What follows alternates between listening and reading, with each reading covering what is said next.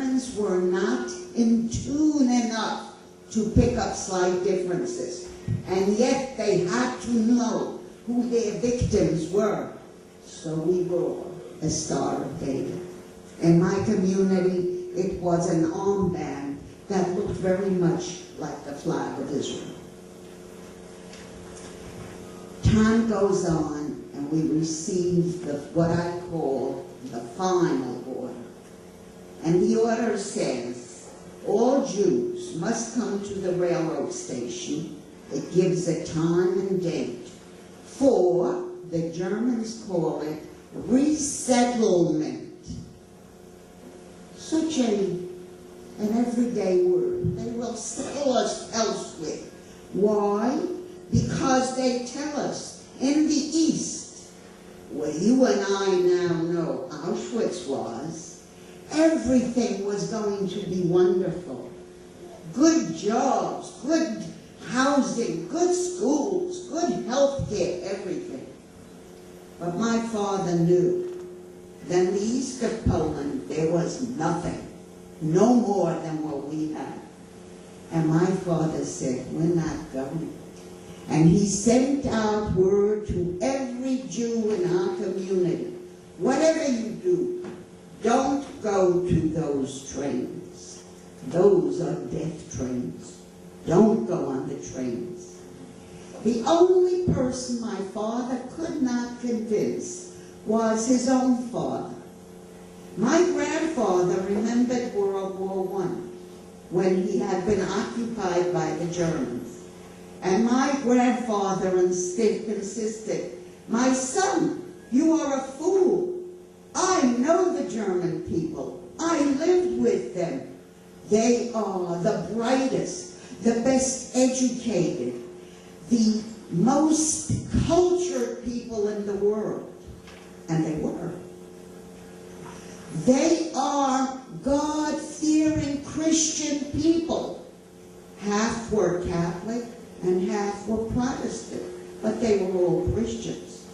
My grandfather said, they took care of us during the occupation of World War I most humanely. Why don't you trust them? My father didn't really know why, but he remembered his lessons. During his chess games, he was taught, be careful. Don't trust too easily. And my father could not persuade his father that he should flee with us from home. My grandfather went to the railroad station, and we never saw him again. But we had to do something, and we didn't have the wherewithal. We didn't have the power. We didn't have the means. We didn't have the help. No one wanted anything to do with the Jews. Most of the time it was sheer hatred. Many times it was real fear. You did not dare help a Jew. The risk was too great. So we hid in the farm fields. And in the farm fields, the harvest had been done. The grains were piled up in huge heaps. We got on the bottom of those heaps. We dug holes in the piles. We got in there. We pulled the grains back. And this became our home. Every night we changed homes for fear that we would be found where we were hiding. And it worked. And then we heard a whistle one night. And my mother and uncle, we were running with my uncle's family because these two young families had little children. I was then 10 years old, and I was the oldest of the 7 children. And having children at a time when the risks are great is very difficult. So these families decided, whatever we do, we'll do together because we have the same problem. We have little children. And so my mother and uncle hear this whistle and recognize it. This is the whistle that they were familiar with as children. They whistle back. In no time at all, they're in the arms of the whistler, who turned out to be a friend of their youth, probably your ages. And he said, and I can't get over the surprise of what he said. He said, "You are in trouble, and I have come to help you." Can you imagine that there are people who have that kind of goodness, that kind of courage, that they court danger by helping those who are in trouble? There are such people, and some of you may turn out to be just like that. We don't know who will choose to do good and who will choose to do what is wrong. And I'm here to plead. Do what is good. It will give life. It has given me life. This man, Mr. Stanislaw Grochowski, a Polish Catholic, took over the planning and protection of the 11 Jews he encountered first. He took us to his home.